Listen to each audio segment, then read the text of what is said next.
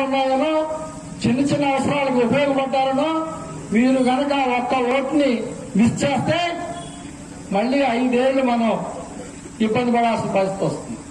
నేను ఈ మాట ఎందుకు చెప్తున్నా అంటే లాస్ట్ టైం కొండ మనకు అభ్యర్థిగా గెలిచాడు, తర్వాత రంగరాజు గారు ఎంపీటీసీ అభ్యర్థిగా ఆ రోజు మనం ఆయన గెలిచాక వాళ్ళిద్దరూ కొండ చాలా చిన్న పరిస్థితి నుంచి వచ్చినా చాలా నిజాయితీగా 5 సంవత్సరాలు అతను పనిచేశాడు. అతనికి సపోర్ట్ గా రంగరాజు 100% పనిచేసిన వల్ల గ్రామంలో ఒక రకమైన మంచి వాతావరణం అభివృద్ధి జరగడం జరిగింది. సేమ్ ఈ రోజున రేపు జరగబోయే ఎన్నికల్లో కూడా ఎవరైతే ఇవాళ మనం గెలిచిన తాడి శ్రీనివాసరావు గారికి అండదండలుగా ఉండాలంటే ఖచ్చితంగా సత్యవతి గారిని గెలిపించుకోవాల్సిన బాధ్యత ఉంది. సత్యవతి గారు ఎన్నికలు రంగరాజు గారు తన అనుభవంతో తాడి శ్రీనివాసరావుకి అండదండల కింద ఉండి తనకు కావాల్సిన సదుపాయాలు అవసరాలు, అతను చిన్న వ్యక్తి, ఒక ఆటో నడుపుకునే వ్యక్తి, రోజువారీ కష్టపడితేనే కానీ రోజు వెళ్ళని పరిస్థితి. కానీ మనం మొదటి నుంచి మనం ఎన్నుకున్న విధానం ఒక మంచి వ్యక్తి, నిజాయితీగా పనిచేసేవాళ్ళు, కష్టపడేవాళ్ళు చూసుకునే మన తరఫున అభ్యర్థుల కింద మనం పెట్టుకుంటున్నాం. మరి ఇవాళ అలాగే అతను కూడా ఉన్నాడు. అతనికి సపోర్ట్ గా ఉండాలంటే ఖచ్చితంగా అక్కడ సత్యవతి గారు ఖచ్చితంగా గెలిచి తీరాలి. రంగరాజు గారు సపోర్ట్ గా ఉండి ఈ గ్రామాన్ని ఎదరగా తీసుకెళ్ళడానికి ప్రయత్నం చేస్తారు. దయచేసి మళ్ళా చెప్తాను, ఈ మీటింగ్ నాకు చాటు ఏం లేదు, కేవలం మహిళల కోసమే పెట్టామమ్మా. పర్టికులర్ గా 1, 2, 3 వార్డులో ఉన్న మహిళల కోసమే ఈ రోజు ఈ సమావేశం ఏర్పాటు చేయడం జరిగింది. ఎందుకంటే అందరూ పరిచయస్తులే, నాకు వాళ్ళు పరిచయస్తులే, నాతోటి బాగానే ఉంటారు, నేను వాళ్ళని చెడ్డోళ్ళని నేనేమంటున్నా. కానీ రాజకీయాల్లో ఓటు అన్నది కనుక మనం గతంలో వెళ్తే మీరు ఒక్క అవకాశం ఇవ్వంటే జగన్కి ఇచ్చారు. ఇవాళ పరిస్థితులు ఏంటో మీకు సంవత్సరం పోతే తెలుస్తుంది. సంవత్సరం పోతే ఈ రాష్ట్రం పరిస్థితి ఏంటన్నది సంవత్సరం పోయాక తెలుస్తుంది. మీరు వాట్సాప్ లో, మీడియాలో, పేపర్లలో, టీవీల్లో చూస్తున్నారు పరిపాలన ఏ రకంగా ఉన్నది. నేను ఆ సబ్జెక్ట్ లో లోతులోకి వెళ్ళదలుచుకోలే, ఎలక్షన్స్ వచ్చినట్టు మాట్లాడతా.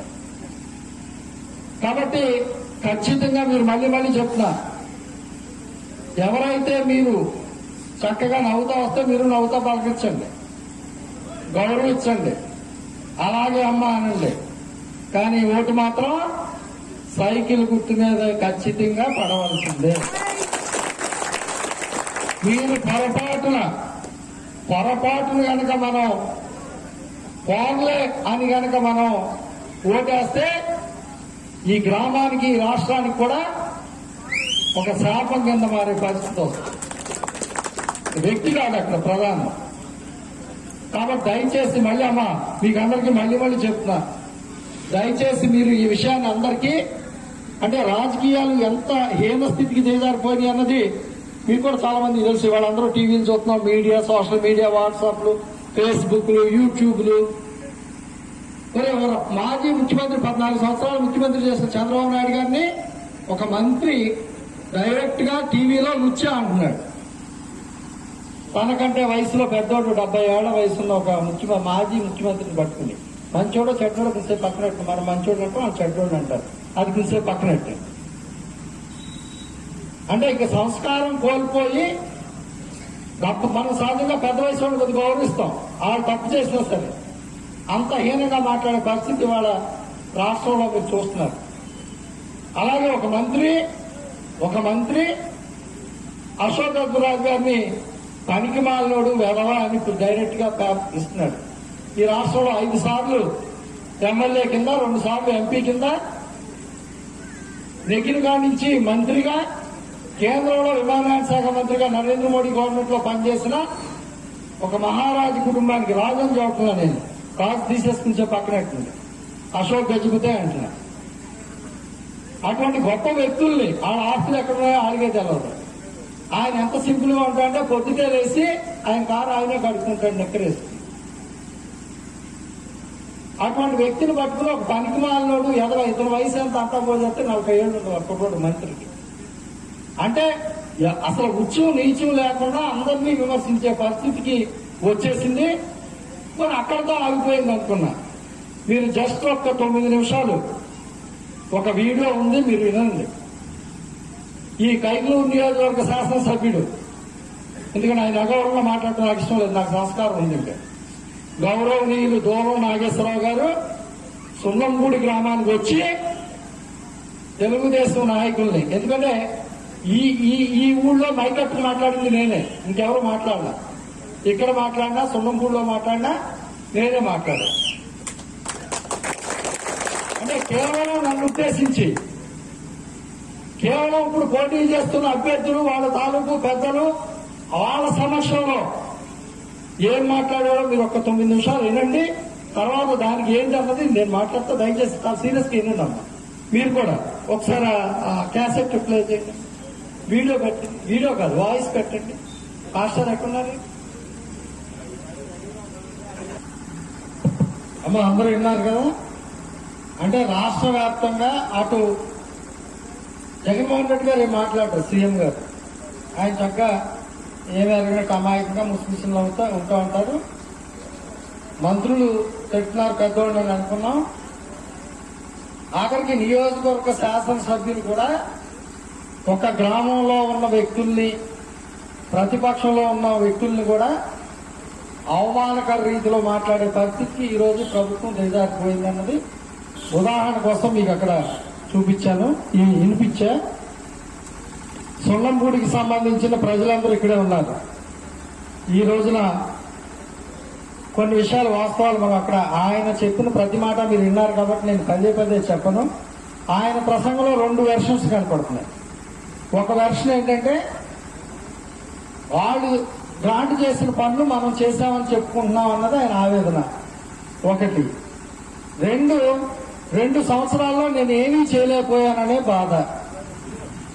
3 2 సంవత్సరాల తర్వాత అవసరమైతే జగన్మోహన్ రెడ్డి గారి దగ్గరికి వెళ్లి నిధులు తెస్తానంటాడు. అదొక వెర్షన్. అది కూడా కాకపోతే తన పిల్లల్ని అడిగి చెక్కు కానీ క్యాష్ కానీ ఇస్తారంట, దాంతో అభివృద్ధి చేసుకోమని ఆయన అన్నారు. తప్పులేదు. నేను ఎందుకంటే ఆయన అంత గొప్పవాడు నేను కాకపోవచ్చు, ఆయన ఎమ్మెల్యే,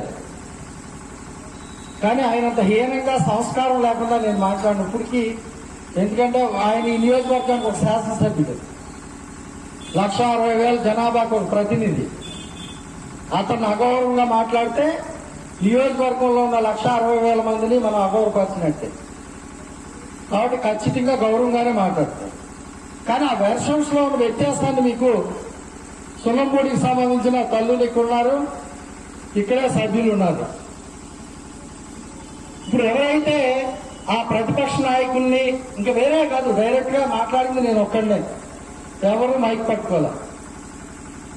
కోడాయిల పెద్దలు నవ్వు మొక్కలతో వీడియో చూపిస్తాను మీకు.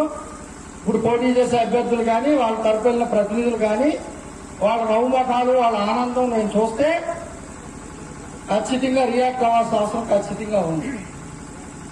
ఇప్పుడు కాదు, వీళ్ళకి తెలుసు. 12 సంవత్సరాల క్రితం దగ్గర అది ఇరుకుగా ఉన్న రోడ్ని అది వెడల్పు చేసి 7 మీటర్ల మట్టి పని చేస్తేనే తప్పించి రోడ్డు శాంక్షన్ అవ్వదంటే ఆ రోజుల్లో 30 లక్షల రూపాయలు నిధులు తెచ్చి నెల రోజులు నేను ఆ రోడ్లో ఉన్నా. నెల రోజులు వెళ్ళాను. రోజు ప్రొద్దుట ఎండ వాన 3 కాలాలు చూశాను. నేను వచ్చానా లేదా దాని సాక్షులు మీరే. ఏమో ఇప్పుడు చెప్తున్నాను కొన్ని విషయాలు. ఆ రోజుని ఆ రోడ్డు పనులు చేయడానికి నా దగ్గర డబ్బులు లేకపోతే ఇదే రామకృష్ణ దగ్గర నేను, అమ్మ ఇప్పుడు మీకు చెప్తున్నాను, మీ ఆయన అనకండి, 1,00,000 రూపాయలు నేను ఆ రోజు తీసుకున్న చేబోతుల కింద. ఈ రోజుకి ఇవ్వాల. ఆయన నన్ను అడగలేదు, నేను ఇవ్వలేకపోయాను. ఎందుకు చెప్తున్నానండి మాటలు? అలా ప్రతి మంచి పనిలో పేర్లు చెప్తే అందరూ చాలా మంది నేను అనుకుంటాను, నాకున్న మనస్తత్వం ఒకటేనమ్మా. నేను చేయగలిగింది నా చుట్టూ ఉన్న ఒక టీం ఉంది. ఆ టీము అందరూ కలిపి మంచైనా చెడ్డైనా షేర్ చేసుకుని పనిచేస్తాం. నేను నా మనస్తత్వం ఏమైందంటే కడికి నాకు ప్రొద్దుటే నా భార్య టిఫిన్ పెట్టేసి 4 లేచి 4కి ఇడ్లీ పెట్టేసి క్యారేజ్ కావచ్చు క్యారేజ్ కూడా కట్టించేసి జేబులో పెట్రోల్ గాట్లకి లేకపోతే తన దగ్గరే తీసుకుంటాను నేను. తీసుకుని వెళ్తే అల్లురోడ్ పిల్ల, అల్లురోడ్ నేనేం అంటలేదమ్మా, అల్లురోడ్ పిల్ల, అల్లురోడ్ మంచోళ్ళు.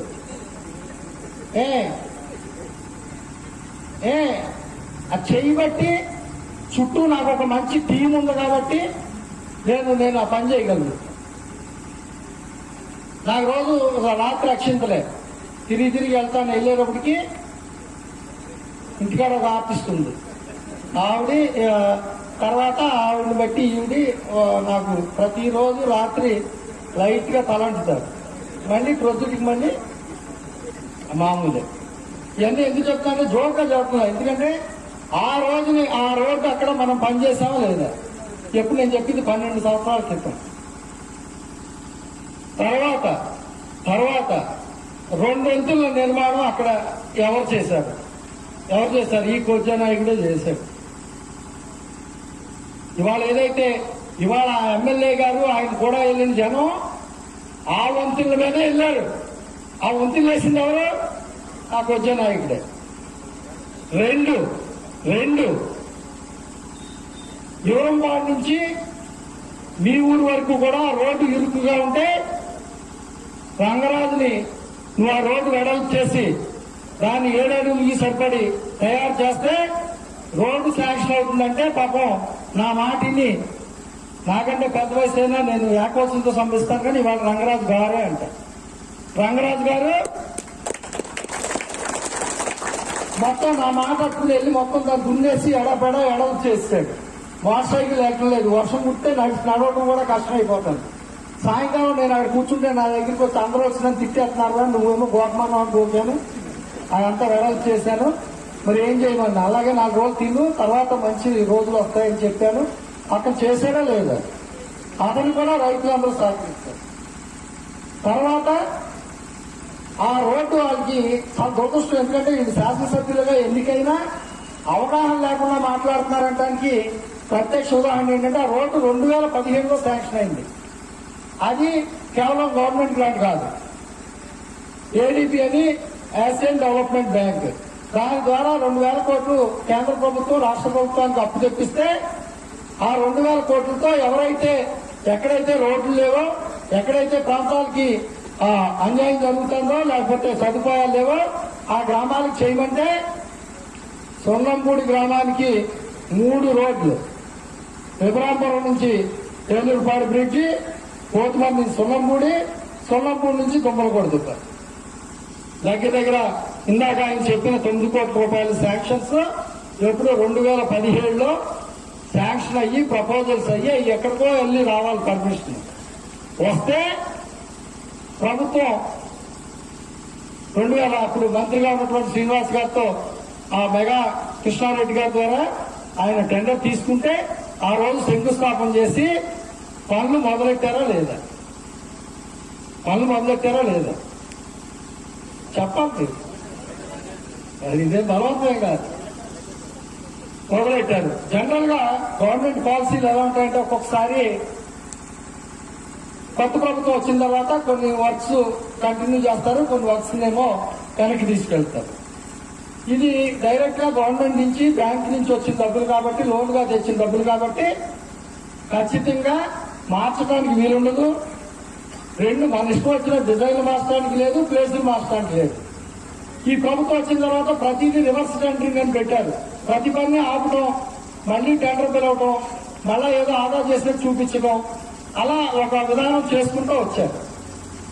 చేసుకుని తర్వాత మార్చడానికి వీల్లేని పరిస్థితిలో మెగా కృష్ణారెడ్డి అంటే మీకు ఇక్కడ చెప్పాల్సిన బాధ్యత ఉంది. ఇప్పుడు ఉదాహరణకి మనలో చాలా మంది తెలుసమ్మా, పోలవరం ఎవరు మొదలెట్టారమ్మా? చనిపోయి ఎక్కడున్నాడో స్వర్గీయ రాజశేఖర రెడ్డి మొదలెట్టారు. తర్వాత కేంద్ర ప్రభుత్వం చంద్రబాబు నాయుడు గారికి ఆ పని అప్పచెప్పింది. ఆయన దిగిపోయాక అది ఇప్పుడున్న సీఎం జగన్మోహన్ రెడ్డి గారు పూర్తి చేస్తున్నారు. అలాగే ఏ వర్క్లైనా అలా కంటిన్యూషన్ గా జరుగుతూ ఉంటాయి. ప్రభుత్వాలు మారినంత మాత్రాన అయినా అది ఆపారు అనుకున్నాం.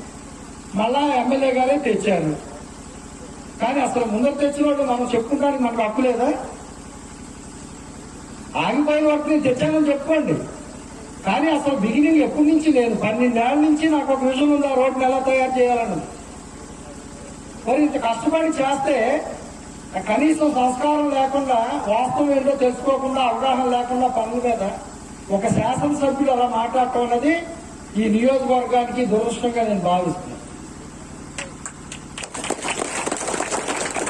మరి ఇన్ని పనులు మీరు అంటున్న కంట ఆయన ఏమైనా గాంధీ మహాత్ముడో లేదా శ్రీరామచంద్రునో దాన్ని ఇంకా పెద్ద అనుకుంటున్నారు.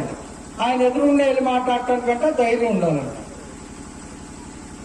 నేను ఇదే వేదిక మీద నుంచి చెప్తున్నా, సున్నంపూడి గ్రామస్తులు ఉండగా మీరు ఎక్కడైతే మాట్లాడారో ఆ గ్రామస్తుల సమక్షంలో మీరు రండి, ధైర్యం ఉంటే నేను నా పేపర్లు తీసుకుని వస్తాను, మొత్తం ప్రెస్ను పిలుస్తాను. ఆ రోజు కనుక నేను చెప్పింది అవాస్తవం అయితే వెంటనే జీవితకాలం మీరు బతుకున్నంతకాలం మీకు కూడా తిరుగుతాను, మీతో పాటే తిరుగుతాను, నాకు పార్టీలన్నీ వదిలిపెట్టి. లేకపోతే కనీసం మీరు సంస్కారం, చాలాసార్లు మిమ్మల్ని నేను ఏదో భక్తిగా గుళ్ళకి వెళ్తాం, గోపురాలకు వెళ్తాం, చర్చిలకు వెళ్తాం చూశాను. కనీసం అంతరాత్మతో అన్న ఒకసారి మాట్లాడుకోండి. ఈ నియోజకవర్గంలో వాళ్ళ నాకు 60 సంవత్సరాలు, తాండాడు బాబు అంటే ఒక తాండాడికే పరిమితం అని మీరు అనుకుంటే మీరు చాలా పొరపాటు పడినట్టు ఎమ్మెల్యే గారు. ఒక్కసారి నేను నియోజకవర్గంలోకి బయలుదేరితే జరగబోయే పరిణామాలు ప్రజాక్షేత్రంలో డిఫరెంట్ గా ఉంటాయన్నది ఖచ్చితంగా నేను చెప్తాను. మీరు నిజంగా మన హిందూ ధర్మం ప్రకారం, మన ధర్మం ప్రకారం తప్పు చేస్తే పూర్వకాలంలో అయితే చెప్పించేవారు, ఏదో శాపనార్థాలు పెట్టేవారు, అవి అమలు అయ్యి. ఇప్పుడు కలియుగం కాబట్టి ఏం పెట్టినా అవ్వవు అని ఇంకొకరికి ఈడెంచుతూ కూడా నాకు అవసరం లేదు. కానీ మీ అంతరాత్మతో మీరు నమ్మే భగవంతుడి దగ్గర ఒకసారి కూర్చుని నేను ఇలా పొరపాటుగా మాట్లాడానే, ఒక మనిషిని బాధ పెట్టాననే భావన మీకు కలిగితే, మీ మనసులో కలిగితే చాలు, నాకు చెప్పక్కర్లా. కానీ దయచేసి అటువంటి మాటలు మీ స్వార్థం కోసం, లేకపోతే ఏదో మెప్పు కోసం, మీ ఈ నాయకులు రేపు ఎలక్షన్ లో గెలవడం కోసం మా వల్ల కాదు, మీరు వచ్చి ఏదో ఒకటి అక్కడ గట్టిగా మాట్లాడితే తప్పించి మేము గెలవమనే పరిస్థితుల్లో ఆయన అక్కడికి వచ్చి ఆ పని చేశారు. లేదు, ఇంకోటి కూడా అవకాశం ఇస్తున్నా, హిందూ ధర్మం ప్రకారం అలా చేసిన పర్లా, లేకపోతే లోకరక్షకుడు కరుణామయుడు, దయాద్రోదయుడు, అనేక మంది ప్రేమను పొంది ఆయన్ని నమ్మకం పెట్టుకున్న క్రీస్తు సూత్రం ప్రకారం అయితే పాపుల్ని, తప్పు చేసిన వాళ్ళని క్షమించమంటారు. ఆ సూత్రాన్ని నేను అనుసరించి క్షమిస్తున్నా. కానీ నిజంగా దేవుడిని నమ్మేవాడు అయితే ఆ క్రీస్తు ముందుకెళ్లి మారు మనసు పొంది, తప్పు జరిగింది, నేను ఆ రోజు తప్పు మాట్లాడానని 100 సార్లు. ఈ రెండూ చేయలేకపోతే మీరు జీవితంలో ఎప్పుడైనా ఒక మనిషిని మీరు అనవసరంగా దూషించినందుకు, కొట్టాలంటే అది జన్యుపరంగా వచ్చే లోపం, అది భగవంతుడి సృష్టి. దానికి కొజ్జావాళ్ళలో ధైర్యం ఉన్నోళ్ళు ఉండరని కాదు. ఒక అమ్మాయి మేయర్ చేసింది పూనాలో, ఎక్కడ వాళ్ళలో కూడా చాలా పెద్ద పెద్ద హోదాల్లో చేసిన వాళ్ళు ఉన్నారు. మాట్లాడే ముందు కొద్ది సంస్కారం ఉండాలి. హీనంగా మాట్లాడితే అదేదో పెద్ద గొప్ప, 4 ఏళ్ళు వేసి తప్పట్లు కొడితే అదేమో అనిపించదు. మళ్ళా చెప్తున్నా, మీ సున్నంపూడి గ్రామంలో ఎక్కడైతే అతను మాట్లాడాడో, అతను ఎమ్మెల్యేగా అతను చెప్పిన మాట మీద అతనికి నమ్మకం ఉంటే, దేవుళ్ళ మీద అతనికి నమ్మకం ఉంటే, అక్కడికే తను చెప్పిన ప్లేస్ కి నేను వస్తాను. నేను ఒక్కడనే వస్తాను, నాకు జనం అక్కర్లా. మీడియాని పిలుస్తా అక్కడికి. నేను చెప్పిన మాట కనుక నిజం కాకపోతే ఆ రోజు నుంచి దూరం నాగేశ్వరరావు అనుచరుడిగా ఆయన కూడా దిగుతాను. బతికున్నంతకాలం. లేకపోతే నాకేం క్షమాపణ అడగట్లా, నేను క్షమాపణ అడగట్లా. మనసులో ఉన్నా నేను ఇలా తప్పు మాట్లాడనే భావన కలిగితే నాకు చాలు. అదే దయచేసి ఇది ఇంతసేపు నేను ఎందుకు చెప్పానంటే మీరు అనుకోవచ్చమ్మా, ఏదో అభినందన సమావేశం అన్నారు, ఏదో సంతోషంగా భోజనాలని, లేకపోతే సరదాగా అందరూ మేము మాట్లాడుకుందామని అనుకుని ఉండొచ్చు. కానీ నా బాధ, నా ఆవేదన నేను చెప్పుకోవాల్సిన అవసరం ఉంది. నన్ను అన్నంత కాదు, నేను అన్నింటికీ సిద్ధపడిపోయా. ఎలా అంటే నాకు ఇంకా కొత్తగా ఏం లేదు. నాకు మంచి స్నేహితులు ఉన్నారు, నాతో పాటు ఉన్న మంచి టీం ఉంది, వాళ్ళు ఇప్పుడు మంచి పని చేస్తారు. రెండోది, ఇక పోతే ఇప్పుడు 60 ఏళ్ళు నాకు. ఈ జన్మిచ్చింది ఎవరు? భగవంతుడు ఇచ్చాడు. తగ్గట్టుకుంటాడైనా ఇచ్చింది భగవంతుడే కదా. కాబట్టి ఇక్కడి నుంచి నేను చేసేదంతా దేవుడు నాకు ఇచ్చిన అవకాశాన్ని నేను సద్వినియోగం చేసుకుంటా. అది కూడా ఎంతవరకు అల్లూరు వాళ్ళ పిల్ల మా లక్ష్మి చల్లగా ఉన్నంతసేపు. ఎందుకు ఈ మాట ఎందుకంటానంటే, ఖచ్చితంగా ఒక పని చేయాలంటే ఆ కుటుంబం యొక్క సపోర్ట్ ఉన్నప్పుడే మనం ఆ పని చేయగలుగుతాం, లేకపోతే చేయలేము. ఎందుకంటే దయచేసి మళ్ళీ మళ్ళీ చెప్తా అమ్మా. ఇంకొక మాట అన్నాడు ఆయన. ఏమన్నా అండి? ఏమన్నాడు? చెక్ ఇస్తాడు అలా అబ్బాయిలను అడిగి. మరి ఈ 2 ఏళ్ల నుంచి చెక్కు బుక్ కనపడలేదా? లేకపోతే పెన్నులో ఇంకా అయిపోయింది సంతకం పెడతాను. ప్రభుత్వం 2 సంవత్సరాలు అయింది. దానికి మీ సమాధానం చెప్పాలి. నాకేమక్కర్లేదు, నా దగ్గర ఆస్తులు లేవు, నా చెక్కు బుక్ లేదు, నా దగ్గర పెన్ను కూడా లేదు. కానీ నేను పని చేయగలను. నాకు మన మంచి సంకల్పంతో పనిచేస్తే ఎంత పెద్ద పని అయినా, ఇవాళ నేను పేరుకి ఇక్కడ తిరిగాను, పొద్దుటి నుంచి ఇక్కడే ఉన్నా. కానీ నా మనసంతా భోగేశ్వరం గుడి దగ్గర ఉంది, అక్కడ మట్టి పని జరుగుతాయి.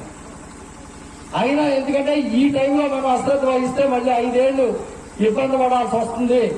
ఈ ప్రజలందరికీ ఈ విషయాన్ని తెలియజెప్పాలి.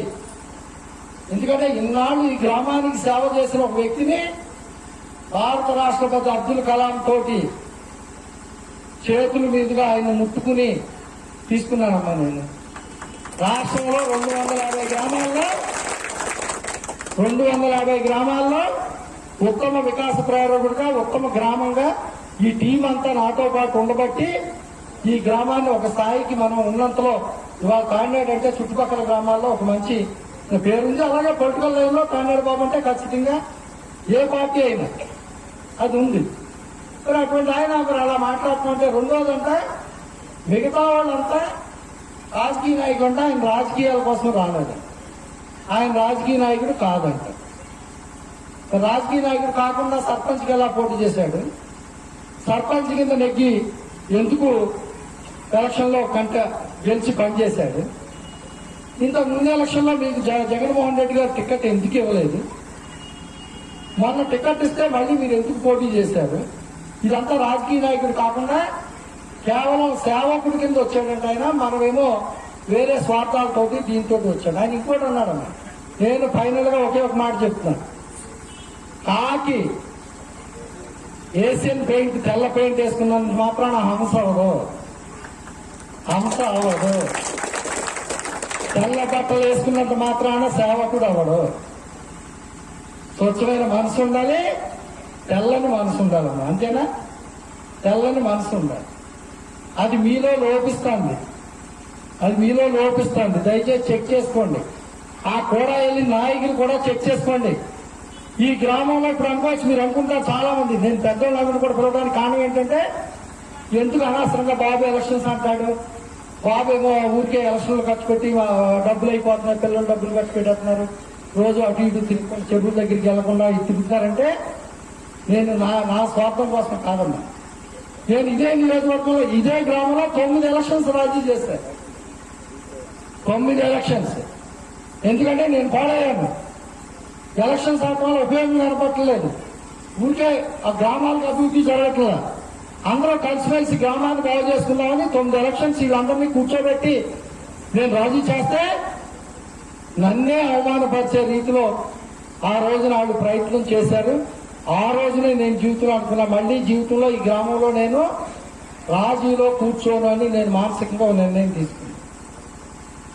ఒకటి ఉందమ్మా, మీకు తెలుసు, వేమన శతకాలు ఉంటాయి. కనకపు సింహాసనంలో సునకమును కూర్చుండబెట్టిన వెనకటి కొనమేళమాను విశ్వదాభిరాము వినుడుదేవి. నేను చేసిన తప్పుకి అయోగ్యుల్ని, అనర్హుల్ని రాజీ చేసి కుర్చీలో కూర్చోబెట్టబట్టి నేనే ఇబ్బంది పడే పరిస్థితి ఈ గ్రామంలో తీసుకొచ్చారు. ఆ రోజే నేను ఒక నిర్ణయం తీసుకున్నాను. ఎలక్షన్స్ ఖచ్చితంగా నేను రాజీ చేయను. మీ గ్రామం అంతా అందరూ అక్కలో బావలో అన్నయ్యలు అందరూ చుట్టాలు, మీరంతా కూర్చుని చక్కగా కూర్చుని సరి చేసుకుంటే నాకేం అభ్యంతరం లేదు. నేను మాత్రం నా జీవితంలో మళ్ళీ వాళ్ళతో కూర్చోను అని ఆ రోజే చెప్పా. ఇప్పటికి నిలబడున్నా నా కంఠంలో ఊపిరి ఉన్నంత వరకు నా స్టాండ్ అదే. ఇవన్నీ ఎందుకు చెప్తున్నానంటే ఒక్కసారి ఆలోచించండి అన్నది. కేవలం ఇదేదో ఎంపీటీసీ ఎలక్షన్ ఓటు ఏదో తాత్కాలికంగా మీరు ఒకసారి గతంలో వెనక్కి వెళ్ళాలి. పెద్ద వయసు వాళ్ళు ఉన్నారు ఇక్కడ, పెద్ద వయసు వాళ్ళు ఉన్నారు. కొట్టంగరాజు ఎలక్షన్ ఏం జరిగిందండి? కొట్టంగరాజు మీద గెలిచిన వ్యక్తి 5 ఏళ్ల తర్వాత 2.5 ఏళ్ల తర్వాత గ్రామం ఎందుకు లేని పరిస్థితుల్లో మళ్ళీ నేనే బాధ్యత తీసుకుని ఈ గ్రామాన్ని ఒక వరుసలో పెట్టడానికి మళ్ళీ గ్రామ సంఘాన్ని పునరుద్ధరించి మళ్ళా రాజీలు చేసి ఎలక్షన్స్ లేకుండా ఈ గ్రామాన్ని ఒక వైరాజ ఫౌండేషన్ సహకారంతో ఒక స్థాయికి తీసుకెళ్తాం. అంటే కేవలం ఓటు అంటే ఓటు వేయించుకుని వెళ్ళిపోయి మళ్ళీ గ్రామం యొక్క సమస్యలు అమ్మా ఆగా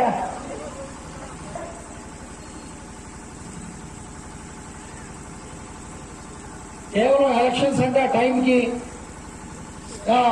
వస్తాం, కంటెస్ట్ చేయటం, మళ్ళీ ఏమెరగనట్టు అమాయకంగా వెళ్ళిపోతే గ్రామాలు పాడవుతాయి. ఇవాళ తెల్లారులైతే ఇతను ఊళ్ళో ఉంటాడు, రంగరాజు గారు సత్యవతమ్మ గారు ఊళ్ళో ఉంటారు. జగన్మోహన్ రెడ్డి గారు ఏమన్నారండి? స్థానిక సంస్థల్లో గ్రామంలో లేని వాళ్ళకు ఓటేయద్దు, గ్రామంలోనే ఉండాలని చెప్పారా లేదా? కాలం తట్టుకోటి రికార్డు చూపిస్తాం. మరి ఎందుకు ఆడుతున్నారు ఎలక్షన్స్? ఇవాళ జగన్మోహన్ రెడ్డి గారికి 150 సీట్లు ఉన్నాయి, 25 ఎంపీలు ఉన్నాయి. ఈ రాష్ట్రంలో మొన్న అన్ని స్వీప్ అయ్యారు. నువ్వు కాంగాళ్ళు అయితే నష్టం ఏంటి? మీకు ఏంటి నష్టం? కానీ మనకు అవసరం. ఎందుకంటే వాళ్ళ ప్రతిపక్షంలో ఉన్న తెలుగుదేశం అభ్యర్థి సైకిల్ గుర్తు కనుక ఈ గ్రామంలో కూడా ఫ్యాన్ కంటే వెనకబడి ఉంటే ఖచ్చితంగా ఈ రాష్ట్రానికి రాబోయే రోజుల్లో అది చెడు సంకేతం అవుతుంది. కాబట్టి మీరు గుర్తుపెట్టుకోవాల్సింది ఖచ్చితంగా రాబోయే ఎన్నికల్లో ఇప్పుడు నేను చెప్పి అన్ని ఇదేదో నేను మాయ చేయడం కోసం లేకపోతే ఇంకోటి చేయడం కోసం మీకు చెప్పట్లా. కాబట్టి మళ్ళీ మా అక్కయ్యకే చెప్తున్నాను, మీకే చెప్తున్నాను, మీ మీద కాన్సన్ట్రేషన్ ఉంటుంది. మీ దగ్గర నుంచి ఓటుకి ప్రయత్నం చేస్తారు, 7-8 రకాలుగా ప్రయత్నం చేస్తారు. ఖచ్చితంగా మీరు ఎక్కడ చిన్న బెండ్ ఇచ్చినా అది వర్గానికి నష్టం జరుగుతుంది, ఈ గ్రామంలో తెలుగుదేశం పార్టీకి నష్టం జరుగుతుంది, ఈ గ్రామంలో ఒక మంచి విధానానికి నష్టం జరుగుతుంది. కాబట్టి దయచేసి మళ్ళా ఎందుకంటే ఎలక్షన్ అప్పుడు ఇంటింటికి తిరుగుతున్నాను, ఊరికే దండ పెడుతున్నాం, నవ్వుతున్నారు, పలకెత్తున్నారు, వెళ్ళిపోతున్నాం. కానీ నేను ఉన్న పరిస్థితులు మీకు విడమర్చి చెప్పే అవకాశం లేదు. ఈ ఇన్నది మీరు మళ్ళీ 10 మందికి చెప్పండి. ఇన్నది 10 మందికి ఇలా జరుగుతుంది, మనం జాగ్రత్తగా ఉండాలి. ఇవాళ వాళ్ళకి గెలవపోతే వచ్చి నష్టం లేదు. ఇక్కడ గెలిస్తే అటు ప్రెసిడెంట్ కి సపోర్ట్ గా రంగరాజు గారు భార్య ఉంటారు. రంగరాజు అంటే సామాన్యుడు కాదమ్మా, మా అక్క. అందుకనే నా దగ్గర అక్కమాట చెబుతూ ఉంటుంది, అమ్మ అక్క ఆవిడ మామూలుడు కాదు, నాకు తెలుసు. ఎందుకంటున్నారంటే ఆ మాట, ఈ ఊళ్ళో 3 పదవులు చేసినాడు ఆయన, ఇంకెవ్వరూ లేదు. ఇన్ని కౌరులు చెప్పి నేను కూడా ఎప్పుడో 20 ఏళ్ళ వచ్చాను, 30 ఏళ్ళ. అలాగే అతను చేసిన సేవలు కూడా సామాన్యమైనవి కాదు. ఈ గ్రామం ఇంత సుభిక్షంగా అటు రామాలయం కానివ్వండి, అటు అడవిలో ఇళ్లు కానివ్వండి, లేకపోతే సున్నంపూడి వెళ్ళి రోడ్లు కానివ్వండి, ఆ ఒంటులు కానీ అతను ఎంకబ్బా ఇదంతా ప్రయత్నం చేయబట్టి నా వెనకాల ఉండబట్టి నేను ఊరికే సలహాలు ఇచ్చి పైపైన చూస్తాను తప్పించి గ్రౌండ్ లెవెల్లో పనంతా వాళ్ళే చేస్తారు. రామాలయం ఏ పరిస్థితుల్లో ఉన్న రామాలయానికి ఏం చేశారు వాళ్ళు దంపతులు? గ్రామంలో నేనున్నానంటూ ప్రతి కార్యక్రమానికి వాళ్ళు అందుబాటులో ఉండి అటు శివాలయం కానీ లేదా ఇంకోటి కానీ వాళ్ళు ప్రతి గ్రామంలో జరిగే ప్రతి కార్యక్రమంలో భాగస్వాములే వాళ్ళు పనిచేస్తారు. ఊరికే మా అక్కకి సైకిల్కి మీరు ఓటేసినా కష్టం మందమ్మ, పెత్తనం చేసింది కొత్తపల్లి రంగరాజు. ఆ కొత్తపల్లి రంగరాజు ఊళ్ళో ఉండి ఈయనకి సపోర్ట్ గా ఉండి ఈ గ్రామాన్ని ఎదరికి తీసుకెళ్ళడానికి ప్రయత్నం చేస్తారు. కాబట్టి ఖచ్చితంగా రాబోయే ఎన్నికల్లో అలాగే అక్క చార్ట్లు చెప్దాం అనుకున్నాను, ముందరే చెప్పేస్తున్నాను. ఆడు కుట్ర పొందుతాడు. ఎందుకంటే నేను కాబట్టి 3 సార్లు నెగ్గాను, మీ అక్క అంటాడు. అందుకని మన పని మనం మన ప్రయత్నం మనం చేద్దాం, ఆడి మాట ఎందుకని అర్థమైందా? తర్వాత ఏమంటారంటే కొత్త పిల్లోడు కాబట్టి ఏదో మా మంచితనం లేదు మేము చెప్తున్నాం అని ఆ నమ్మూరు వాళ్ళు ఆడవచ్చు కదా, మా మీద తోసేస్తాడు. అందుకని మనం జాగ్రత్తగా మిమ్మల్ని ఇబ్బంది పెట్టాం. చుట్టూ మంచి టీం ఉంది, మీరు ఎక్కువ తిరగక్కర్లేదు. ఖచ్చితంగా ఈ వర్గాన్ని ఈ పార్టీని బతికించడంలో రంగరాజు పాత్ర చాలా గొప్పది. కాబట్టి దయచేసి రాబోయే ఎన్నికలో అలాగే నాగేశ్వరరావు గారు ఆవిడ జడ్పీటీసీ సభ్యురాలుగా ఆవిడ ఒకసారి నమస్కారం పెట్టినారు. ఆవిడ కూడా ఈ గ్రామంలో అభివృద్ధిలో ఆవిడ భర్త గంగాధరరావు నాతో పాటు ఈ గ్రామంలో ఎలా అయితే మిగతా వాళ్ళు నాతో పాటు ఉంటున్నారో అలాగే మొదటి నుంచి కూడా నాతో ఉండి కష్టంలో సుఖంలో కూడా ఒక నాయకుడి కింద మన శ్రేయోభిలాషిగా ఉండి మనని ఎవరికి తీసుకెళ్లిన వ్యక్తి. కాబట్టి 2 ఓట్లు జడ్పీటీసీకి ఎంపీటీసీ 2 సైకిల్ గుర్తు మీద వేసి ఎవరైతే ఆ ఒక్కర మాటలు మాట్లాడారో ఆ 46 ఓట్లని 460 ఓట్లుగా మీరు మార్చినప్పుడే అది గుణపాఠం చెప్పినట్టు. ఖచ్చితంగా ఆ రోజుని వాళ్ళు అప్పుడు తాయితీగా మనమే ఆడుకుని ఉంటే కనీసం కూడా ఉండేవాళ్ళు తీసుకొచ్చి తిట్టించినందుకు మనకి శాస్తి జరిగిందనే పని ఖచ్చితంగా వాళ్ళు బాధపడే రోజు భవిష్యత్తులోనే ఉంది. లక్ష్మి ఈరోజు చెప్తున్నాను నీకు, అతను అన్న మాటలు నన్ను బాధించి ఖచ్చితంగా ఈ ఎలక్షన్స్ అయిపోయిన తర్వాత 3 సంవత్సరాలు భగవంతుడు నాకు అవకాశం ఇస్తే ఈ కైకలూరు నియోజకవర్గంలో దూరం నాగేశ్వరరావు గారు మీరు మాజీ శాసనసభ్యులుగా మిగిలిపోతారని మాత్రం చెప్తున్నారు. దయచేసి మీరు మాటలు సంస్కారవంతంగా మాట్లాడటానికి ప్రయత్నం చేయండి. మీరే అంటున్నారండి పదవులు రావచ్చు, వాడవచ్చు, గెలవచ్చు అన్ని. కాబట్టి దయచేసి మనుషుల్ని బాధ పెట్టడం, రాజకీయాల కోసం లేనిపోని మాట్లాడటం, ఈ రోజు చెప్పిన ప్రతి మాట నేను కట్టుబడి ఉన్నాను. ఒక్కడనే వస్తా, నాకు జనంతో పని లేదు. మీడియాని పిలుస్తా, అతనికి ధైర్యం ఉంటే ఒకవేళ ఈ కొజ్జా నాయకుడితో మాట్లాడటానికి అతనికి అవమానం అయితే ఆ కూడా ఉన్న వాళ్ళన్నా పంపించమని ప్రయాస మీద వాళ్ళతో పాటు కూర్చుని తప్పట్లు కొడతా నవ్వుతున్నారు చూడండి. వాళ్ళు వచ్చినా పర్లా, వచ్చి నేను అక్కడ నిరూపిస్తా. నిరూపించలేకపోతే శాశ్వతంగా నేను ఆడుకోవడమే చూపిస్తాను. ఖచ్చితంగా రాబోయే రోజుల్లో మరి మనందరం కూడా కలిసిమెలిసి కష్టపడి పనిచేసి ఇక్కడ ఒక విషయం అమ్మా, 2 గురించి మాత్రం నేను ప్రస్తావించాను. ఎవరంటే కొత్తపల్లి వెంకటలక్ష్మి గారు,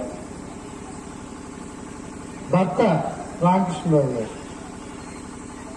అలాగే మీ రుణం ఈ గ్రామం లేకపోతే ఈ వర్గం చర్మం వేసి చెప్పులు కుట్టించినా తీర్చుకోలేని విధంగా మీరు 2 ఎలక్షన్స్ పనిచేశారు. ఇప్పుడున్న పరిస్థితుల్లో ఎవరూ ధైర్యం చేయని పరిస్థితుల్లో నవ్వుతా అందరికీ అన్ని కుటుంబాలకి చిన్న సమస్యలు పెద్ద సమస్యలు ఉంటాయి. నవ్వుతా ఎన్ని సమస్యలు ఉన్నా నవ్వుతా ఇంత ఆనందంగా మీరు ఎలక్షన్ ఆడి ఒక ధైర్యాన్ని ఇచ్చారు. ఈ గ్రామాన్ని 2 పట్లు కాపాడారు. మీరు కొండ ఎలక్షన్ కాపాడారు, ఈ ఎలక్షన్ కాపాడారు. మీకు ఎప్పుడు ఈ వర్గం ఈ గ్రామం మీ కుటుంబానికి రుణపడి ఉంటుంది. మీ కుటుంబం ఉన్నతి కోసం మేము కూడా మీ కుటుంబం అన్ని విధాలా బాగుండాలని మరింతగా మీరు మంచి పనులు చేయాలని మనస్ఫూర్తిగా కోరుతున్నా. ఇంకొక ఆవిడ మాకు 1వ వార్డు ధనలక్ష్మి శ్రీని నేను సరదాగా అమర్ సింగ్ అంటాను, చాలా తెలివైన శ్రీని. కానీ 2 ఎలక్షన్స్ వాళ్ళు 1వ వార్డు మనకి ధైర్యంగా ఇప్పుడున్న పరిస్థితుల్లో పోటీ చేయడానికి ఎదురుకొచ్చి అమ్మా ఈ భార్యాభర్తలు ఇద్దరికి కూడా మేము ఈ గ్రామం తరఫున ఖచ్చితంగా మీరు ఈ గ్రామానికి ఒక మంచి విధానం రావడానికి మీరిద్దరూ మీ 2 కుటుంబాలు కారణమని మీ స్ఫూర్తితో ఇందాక చెప్పాను నేను కౌంటింగ్ లో. ఒక్కసారి ఫస్ట్ 5 నుంచి వచ్చినాయి అమ్మా. ఫస్ట్ 500 ఓట్లు లెక్కెట్టేటప్పటికి 50 ఓట్లు మైనస్. తర్వాత 500 ఓట్లు లెక్కెట్టేటప్పటికి సమానమైంది.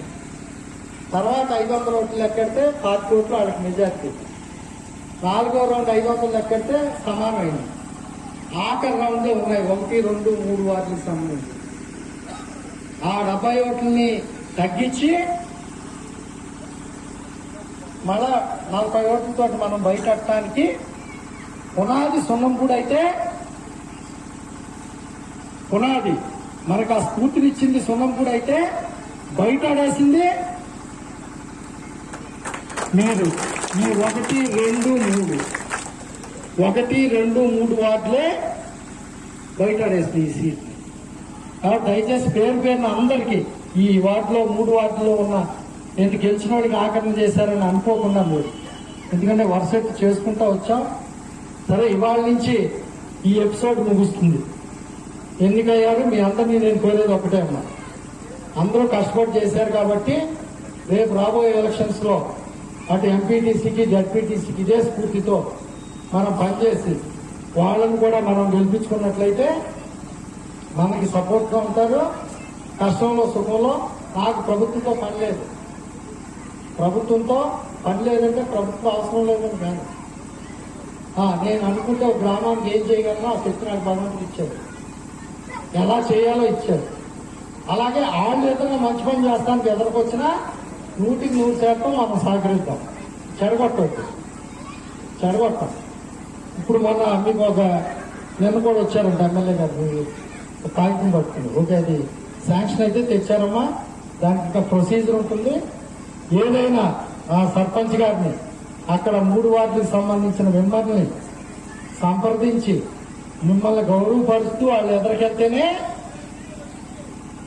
మనం కూడా సహకరిస్తాం. మిమ్మల్ని అగౌరవపరుస్తూ ఎదురుకెళ్తే ఖచ్చితంగా మనం కూడా దానికి సరిపడే విధంగా పంచెడగొట్టాం. కానీ ఏ రకంగా మన గౌరవాన్ని పొందాలో నాకు బాగా తెలుసు. ఖచ్చితంగా మనం ఆ రూపేణ ఎవరు ఏ పని చేసినా ఖచ్చితంగా జరిగేలా చూడండి. నేను ఇంకొక సభాముఖంగా ఎమ్మెల్యే గారిని కూడా ఒప్పుకోవాలి. బాగానే ఉంది, రోడ్లు తెచ్చారు, అన్ని అయిపోయింది, రోడ్లు తెచ్చారు, మంచినీటి స్కీమ్ 7 కోట్లున్నర తెచ్చి ముచ్చేసాం.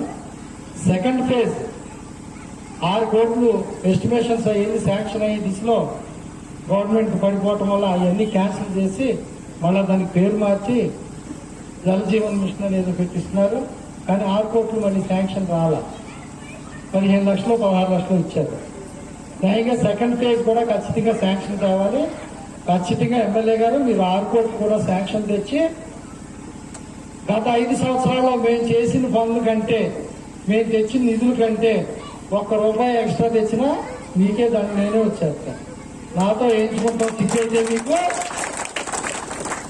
నాతో కొద్దిగా నాయకులతో వేయించుకుంటానికి మీకు ఇబ్బంది అయితే చాలా మంది మగ నాయకులు కూడా మా దగ్గర ఉన్నారు, వాళ్ళని పంపిస్తాను. పంపించి మీకు దండేస్తారు. కాబట్టి ఏంటంటే నాగమ్మ పనిచేసి అడగండి, తప్పేం కాదు అమ్మా. వాళ్ళు వచ్చినప్పుడు అందరూ కూడా అడిగారు, ఏమని మంచినీళ్ళు కూడా అడిగారు. మరి నిన్న వచ్చినాయి, మరి మంచినీళ్ళ గురించి మాట్లాడాలి.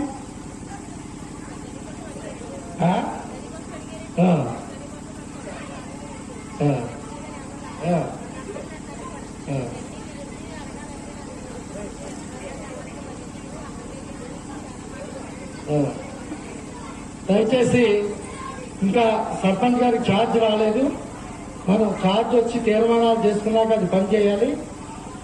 నేను రేపు కానీ ఎల్లుండి కానీ ఒకసారి వస్తాను. మన మెయిన్ ఇంపార్టెంట్ నలుగురు కూర్చుని తాత్కాలికంగా చేయాల్సిన పనులు ఏమన్నా ఉంటే, శ్మశానం ఏదో కొద్దిగా బాగు చేయాలన్నారు, ఆ రోడ్డు మీద ఏదో చిన్న చిన్న మట్టి పనులు అవి ఉన్నాయి, అవన్నీ కూడా మనం ఆ టీం అనుకుని ఖచ్చితంగా పనులు మొదలెడదాం. అలాగే వాళ్ళ దగ్గర నుంచి ఏ పనులు వచ్చినా మనం చేద్దాం. అలాగే కష్టంలోని సుఖంలోనూ అందరూ కలిసిమెలిసి ఉందామని అందరికీ తెలియజేస్తూ, ఇంత టైము తీసుకున్నందుకు మీరేం అనుకోవద్దు, ఎందుకంటే మళ్ళా మనం చెప్పుకుంటానికి అవకాశం రాదు కాబట్టి రాజు, అందుకని ఈ విషయాలన్నీ చెప్పడం కోసం ఈ ప్రయత్నం చేయడం జరిగింది. కాబట్టి మరొకసారికి పేరున అందరికీ హృదయపూర్వక నమస్కారాలు తెలియజేస్తూ, కాస్త ఎన్నో 4 ముక్కలు కాస్త ఇలా జరిగిందన్నది 10 మందికి చెప్పి కార్యకర్తలుగా మనం రాబోయే రోజుల్లో గెలిపించవలసిందిగా కోరుతూ సెలవు తీసుకున్నాను. జై హింద్, జై హింద్.